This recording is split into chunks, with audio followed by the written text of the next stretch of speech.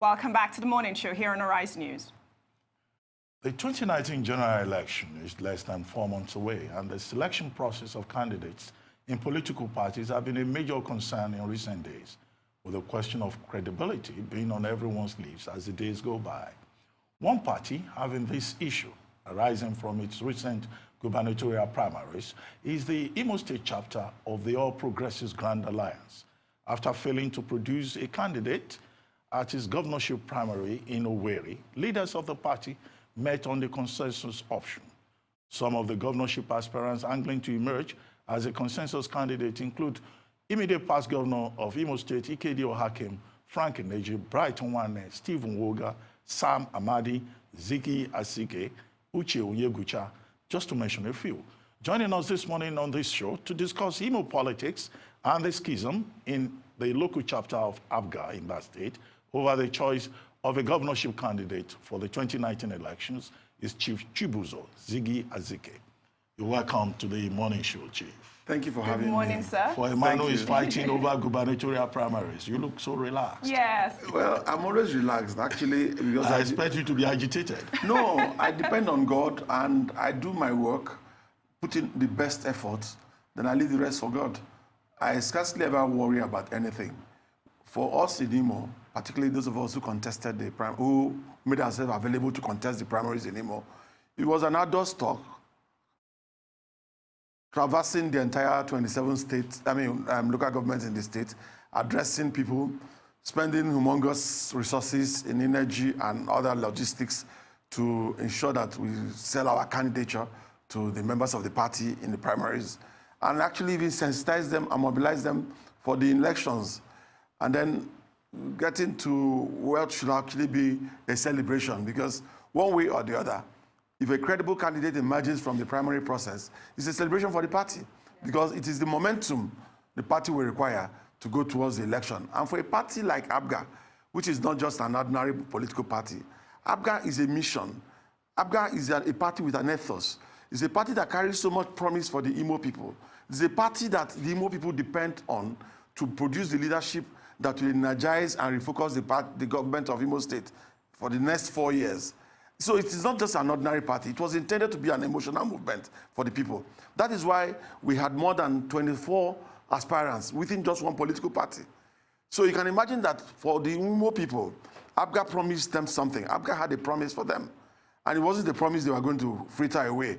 So you can. So what exactly happened? I mean, we had Professor Pachutome here from Delta State, who reported his own experience during the party primaries of the APC in that state, and he had a lot to tell us. What exactly happened with the Imo State APGA gubernatorial primaries? Fine.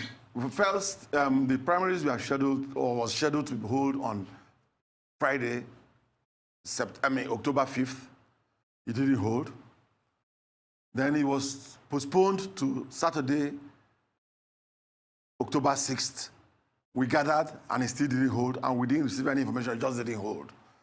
Then we aspirants now met, and we said, look, since the final day for submission of names will be on the 7th, and we didn't see any sign of anything holding, hadn't received any message from the party about any event concerning the primaries, and we were in touch with the state leadership of the party, and they were totally, completely amazed. They didn't know what was going on. Okay. So we now said, we agreed that we should send a message to the national leadership of the party. So we composed, 14 of us, composed the letter. And we said, send this, and we sent that letter. And what that letter had, I'll just give you the kernel of the letter. Okay. Said, or rather, a petition. A petition that since the primaries have been frustrated and it hasn't held, we propose that the party should put forward a dummy name to INEC to fulfill all righteousness and meet the INEC deadline, which was the 7th. And then between the 7th and the time for us for substitution within the INEC calendar, the party will have met with the aspirants, and together with the aspirants, produce a consensus candidate. Okay, in fact, the consensus... Let me just cut you off here. Reports say, sorry about that, reports say that primaries were held at the Kanu Nwankwo Stadium, and, in Owerri, Imo State, and it declared Senator Ifeanyi Aramure as the winner of your party ticket. Well, unfortunately, that is the biggest lie I've had this So what happened on that day? They said that he won with 583 votes. That is the type of fiction that APGA doesn't require. Because the fact that somebody could come up with this erodes APGA and robs APGA of the credibility which Imo people look forward to in APGA. No such event, to the best of our knowledge, held, because there were no primaries. I want the party officials to show us an invitation to the aspirants to come for a primary on the 8th or on the 7th.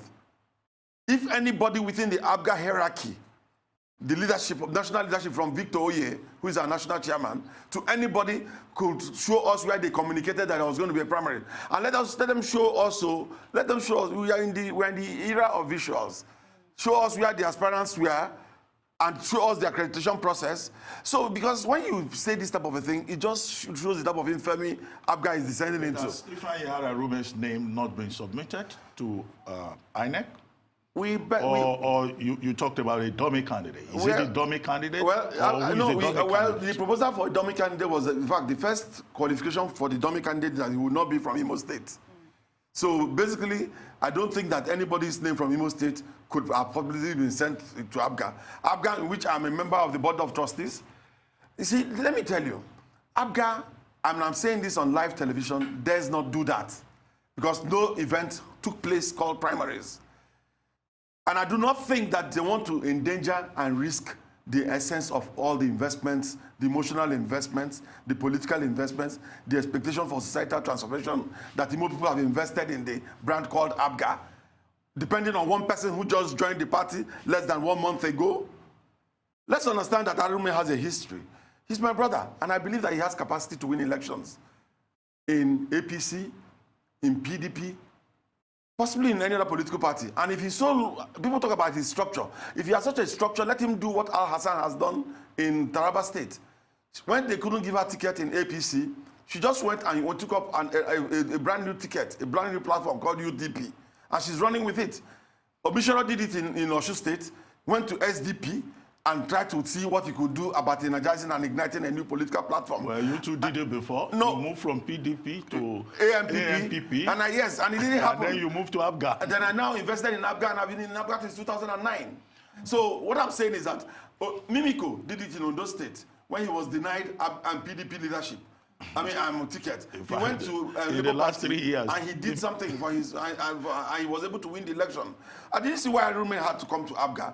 And APGA, I feel sorry for the APGA leadership.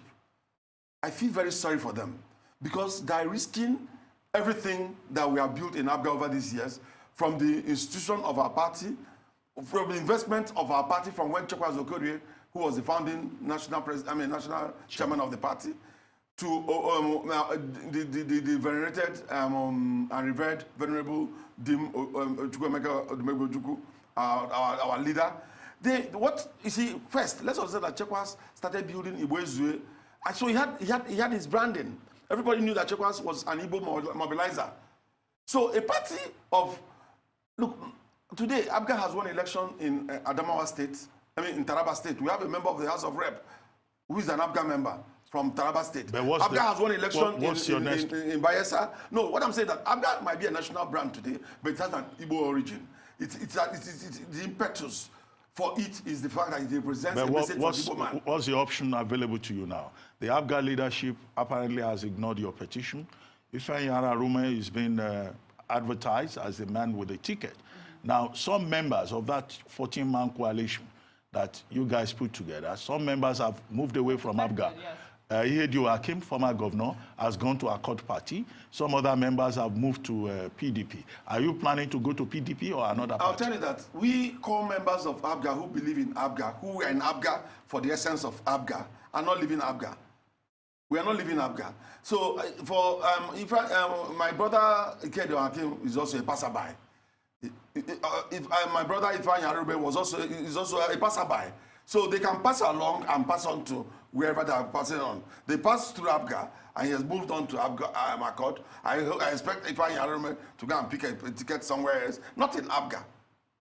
Not in APGA. There's a brand, there's a face APGA would have expected to win the election for them. And none of these persons you are calling embody that essence. APGA is a party, like I said, with an ethos. It's a party with essence. It's a party with a doctrine. It's a party with a philosophy. It's a party that has grounding. It's an emotional and emotive movement. So who is this face that people are expecting? You will see when the aspirants who are left, what I call the remnants, and the remnants actually constitute those who believe in APGA. When we produce our consensus candidates, you will see that person. And I tell you the truth, the person will embody the message, the hope, and I believe the realization of the expectations of the Imo people. Imo must be, if you think that we're going to allow the locust years in Imo to persist, after 8 years of devastation, we'll come to that. Okay. But, you know, with this crisis in Imo APGA, don't you think the party has already lost the election unwittingly, even before the election? And with the candidates of the PDP, who is there now? Emeka Ihedioha, leading the PDP and a very strong politician. And Okorocha's son-in-law, Uche Nwosu, flying the flag of the APC. APGA not being able to organize itself, don't you think the party has already lost out? Well, if APGA continue to tread in error on this path of perdition, for sure it is destruction. There is no doubt about it. If APGA does not self-correct, if the leadership of APGA that deliberately chose to turn Imo to an auction site, because let's understand that this option of consensus was always on the table for them. Leaders of the party, from even within the party, had proposed that with the numerous aspirants in APGA, the only way to go would be let the aspirants themselves, through a process of consensus, put them in a room, that gentleman, vote for yourself and some other person, and let's see who emerges from that process as your choice, and then let them. But then there are some people who wanted to turn Imo State to an auction site. They didn't want this. Because what it will mean is that they will not, because let's understand the scenario. The scenario is very, very disgusting. What they did was they targeted the Imo aspirants, and we are promising them, oh, we will use your list for the primaries. So come and start bidding. So it was for the highest bidder. So they continue to bid and sell this list of aspirants to some aspirants that they will use their list for the primaries. So, and they made this undertaking or promise, or you can say expectation to more than 3 people. Then they now became confused. They couldn't possibly sell it to one person anymore. Do you want to name those 3 persons? They know themselves. No, mention their names. They know themselves. We're having a conversation. No, they know themselves because you see, we know them, and because they I don't know. By deduction, you know those of us. If there are 19 of us and about 16 of us or thereabout, 14 of us took a position. Those who didn't take a position were those who were expecting that their list will be the used list so they were all positioned to be like undertakers. Unfortunately, APGA is not dead. So the truth about the matter is, that there's a future for APGA. And I'd say if the party did not put forward a name of an Imo person. But if the party has done that, if APGA or Progressive Grand Alliance has put forward the name of somebody from Imo State, a politician who bought the form, but where there are no primaries, where there was no process of production of a candidate, if they put forward a name like that, I can assure you that APGA has sunk its own non-demetis. What should we expect? Physical combat among the leaders? No, when there's a corpse, the only thing that awaits is a burial, funeral. That is the truth of the matter. I do not believe that the leadership of APGA under Governor Obiano, who all of us invested in ensuring that he got his second term. Let's understand how the magic of the 21/21 wasn't a one-man magic. All of us, no matter our state, we stayed in Anambra, we invested our resources, we invested our goodwill. We are part of the momentum that created the 21/21 legend. So, okay, what's the state of APGA right now? How many of you are left? We are in a state of anomaly. We are in a state of expectation. We are in a state, the state, that's why I cannot say anything, because the party has not issued a statement categorically. We have been hearing news and we have been hearing things, but the party has not taken any position. The party, to the best of my knowledge, has not formally announced anybody as a candidate for Imo. Well, let's talk about Okorocha, Rochas Okorocha. I mean, he's been quite a controversial governor. But earlier on, you dismissed his 8 years in office. You said it's a season of locusts, of devastation, of deterioration. No. How do you mean? No. What you see? First of all, the man has done quite a lot. He has built status. Yes. He has built roads. Yes. Imo State is the capital of status. Yes. Oh my God, Nigeria. Dr. Abbas. First of all, to be governor of Imo State and set Imo on a path of revival, to resuscitate Imo.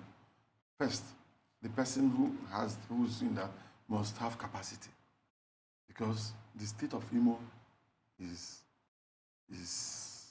comatose, to say the least. I won't say it's dead, because a person of skill can revive it from the coma. A person with gift, we can revive it, working in collaboration with a lot of gifted Imo intelligentsia. There's a body in Imo led by Professor Maurice Iwo. Dr. Pascal Dozie is a member of that body too. It's called the Imo Economic Development Initiative. This body constitutes some of the most vibrant intellectuals who are committed to developing and rebuilding Imo. Because we look at the state where we have Imo, what Rochas Okorocha has left of Imo. We have not had a civil service in almost 8 years. Talking about destruction of a system. So how do you start? And to the extent that the civil servants don't believe that they are useful anymore. So you talk about institution rebuilding. You talk about infrastructure. There's no single good road in Imo. Rochas poured quota on roads when he got in, and God, being a just God, it's the only way he can't trick God, has ensured that all the quota has been washed away, leaving Imo littered with potholes and gullies. And in fact, because of the poor state of the so-called roads he built, gully erosion is having a rainfall in Imo. It's having a bazaar. Because we are talking about this is not bazaar in Imo now. Bazaar of cheating APGA aspirants, and bazaar of the destruction of infrastructure, destruction of systems. So Rocha's own is a special case. His commitment to ensure that he does a third term through his son-in-law is because he knows that he's a leper. And that is the truth. I'm not leper one. How? He looks physically fit. He looks physically fit, but he's a whitest sepulchre. Because that is what he is. He goes about making presentations about himself and what he has done, saying that he has 1,000. He's been mentioning that he has 1,000 provable and ascertainable and verifiable projects from his first year in office. It has not increased more than 1,000. What he has done is that I'll tell you what Rochas has done that is good. First, he has opened up Owerri. So there's so many, actually he has done that. Can't take that away from him. Then he's an expert in putting brick and mortar together. Rochas can put up a structure in 15 hours. But then you ask yourself, what is the viability of that structure? That structure might not be able to stand a rainstorm. But for the speed of putting structures together, you can't take that away from him. Well, I mean, if I can add to your list of good things about him. And the status. One, well, you can talk about his status if you want to, but it's not even the status I want to talk about. About education. He seems to have invested a lot in education. He had this program where he built this model school and students from across Africa. If Rochas has stopped at his Rochas Foundation schools, no problem. But what Rochas has done to the education in Imo, only God will forgive him. Because he believes in deceit. So there is the quality of education in Imo. Do you know that you go to Imo State University, almost all the faculties and departments have no accreditation. Then the fraud you see, it's been a government of deceit. That's the truth of the matter. I pity Imo people because when you have a government that fuels itself, that now has lied so much that it has come to believe its own lies, and is only being mobilized by the momentum of its own lies, then we're in trouble. And that's why I'm shocked that APGA could be making the type of mistake they're making. How APGA, with 24 aspirants, where at least 15 of them have the capacity to be good governors, and they pick on somebody who just was intended to pass through the party. Let's stay with Okorocha a The little. way Ike Hakim has now just passed through. Another thing that Okorocha has been able to do is to promote what he calls happiness. He even appointed a commissioner in charge of happiness in the state. You don't think that that's a major... The part of the tragedy of Okorocha is that, you know, he's so confident and he has so much contempt and lack of respect for Imo people that he thinks he can just do anything he likes. That is part of the problem. He thinks that we are conquered people. He has no respect for the Imo person. If he has respect for Imo people, he won't be doing the type of things he's been doing. That's the truth. Well, if you had your way. And he coins words like Iberiberism and then all kinds of other things. Just he has no respect for us. And then there are things that I put my sister here, I put my wife here, I put myself here, I put my son-in-law here. My wife is first lady today, my daughter will be first lady tomorrow. Imo people don't matter. There's nobody in Imo. And we are going to use APGA and show him that there's somebody in Imo. Unfortunately, the leadership of APGA, I'm going to tell you, see, if you see my poster carries captions. What does he say? It says, leadership is about vision and responsibility, not about power. Okay, so if you had your the way, leadership of APGA has not shown vision, because if the leadership of APGA has shown vision, they will have had an idea about the type of governor they want. And the leadership of APGA, and I want to say it, that the whole problem of APGA falls 100% on Governor Obiano's shoulders. He cannot, for us in APGA, right? He's our national leader, okay. And he is the person that we have given the power to exercise leadership. He has to, the vision he has for APGA should manifest in the type of leadership candidate we produce in Imo. Okay. Because you see, our national chairman, Chief Victor Oye, is a product of Governor Obiano, and I'll tell you this. This is the first time I'm saying this publicly. The membership of the party, the board of trustees of the party knows it. I was to be national chairman of APGA.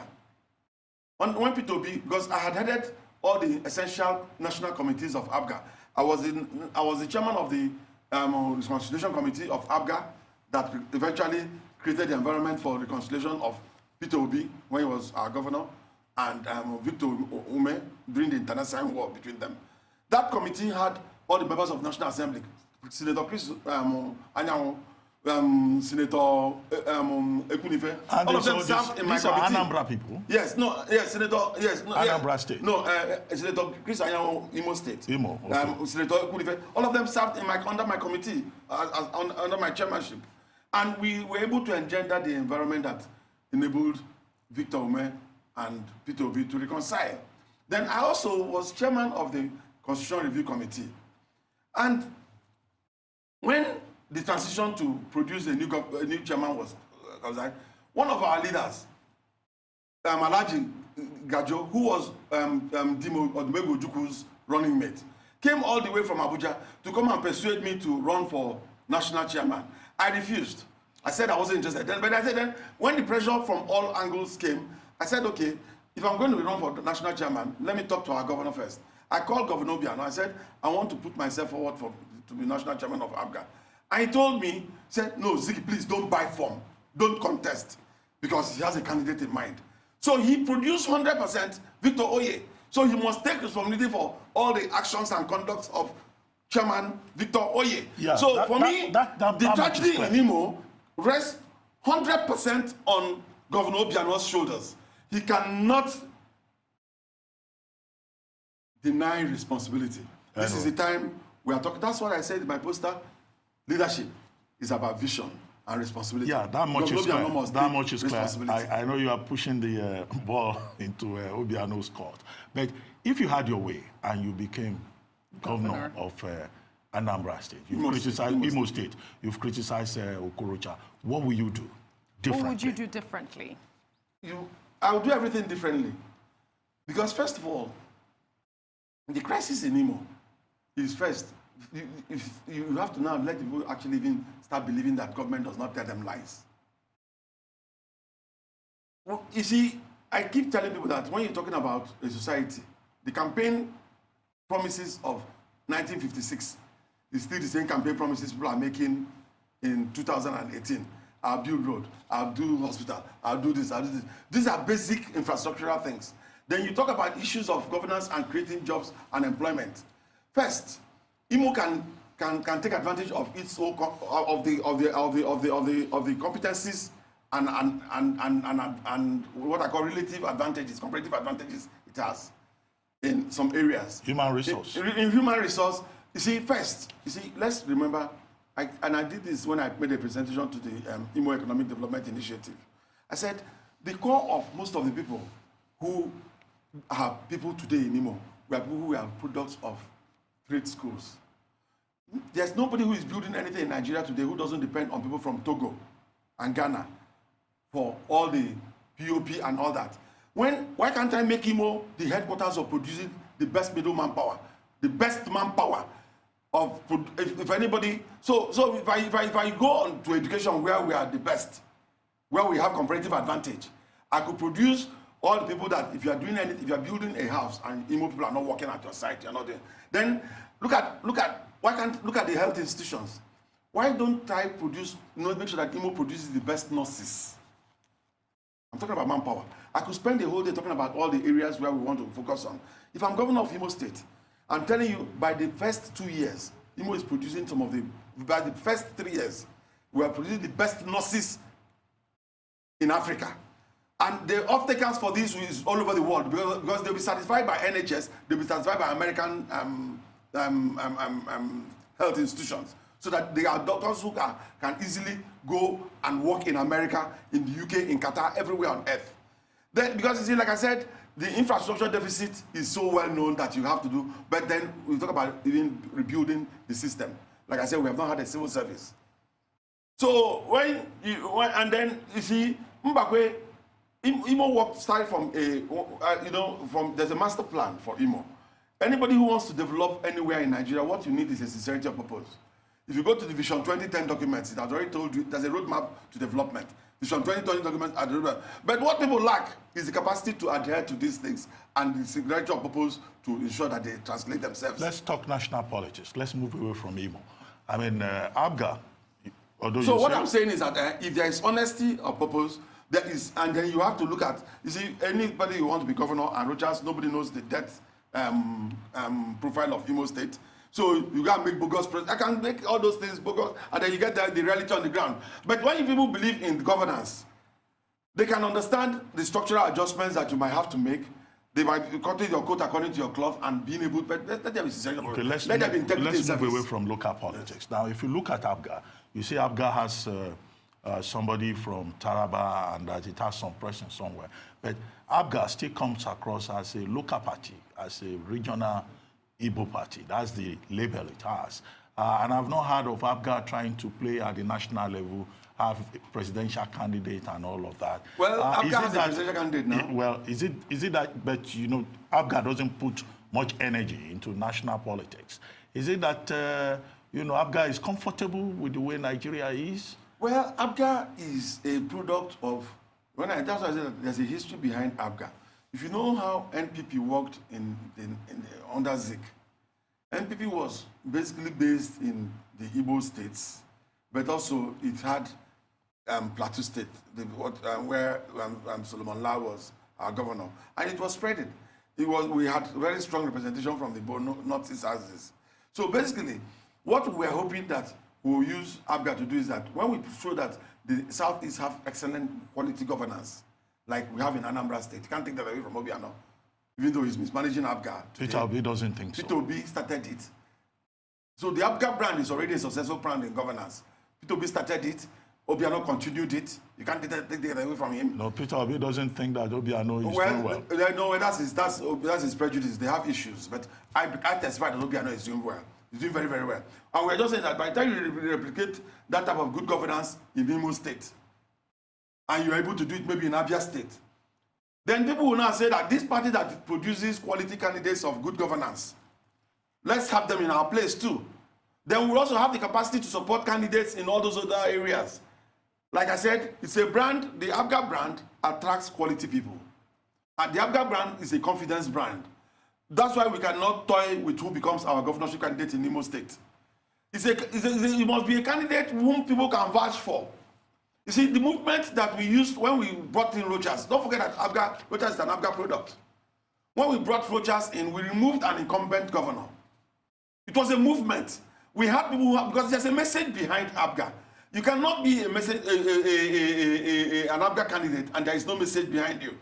Rochas betrayed that confidence. Rochas has shown that he was not worthy of the APGA brand. So we are happy that he went astray like Judas that he is. But basically, we were expecting that under the leadership of Obi, because people who like him won't call him Judas. Well, they will say he's doing well. Well, if you are Igbo, right.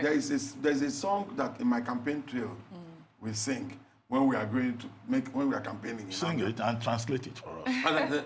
Anya choi aburuha undoshi ani gegosi ha nanka bonkanye. That we don't want their generation.